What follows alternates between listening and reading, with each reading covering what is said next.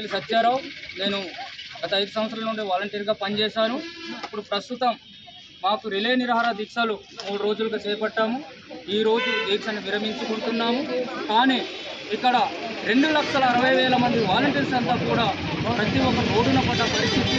ప్రతి ఒక్కరు కూడా మిడిల్ క్లాస్ వాళ్ళే, మంచి చదువులు చదువుకున్న వాళ్ళే, ఉన్నతమైన చదువులు చదువుకున్న వాలంటీర్స్లు అంతా నిరుద్యోగులు ఉన్నారు. ఈరోజు ఈ రాష్ట్ర ప్రభుత్వం నిర్వీర్యం పడుతుంది. ఈరోజు వాలంటీర్లు ఎన్నో కష్టకానుకల్లో అనేక సేవలు అందించిన ఈరోజు గుర్తింపు లేకపోవడం దయానీయమైన పరిస్థితి.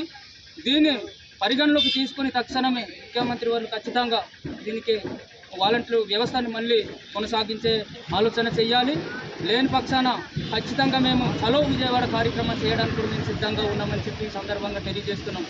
అదేవిధంగా చాలామంది డిగ్రీ, బీఈడీ, పీజీలు చదువుకున్నటువంటి మిత్రులు ఎటువంటి ఉపాధి లేక అనేక ప్రలోభాలకు పరిస్థితి అయితే ఈ ప్రభుత్వాలు తీసుకురావడానికి కార్యక్రమం చేపడుతుందనేసి సభాముఖంగా తెలియజేస్తున్నాం.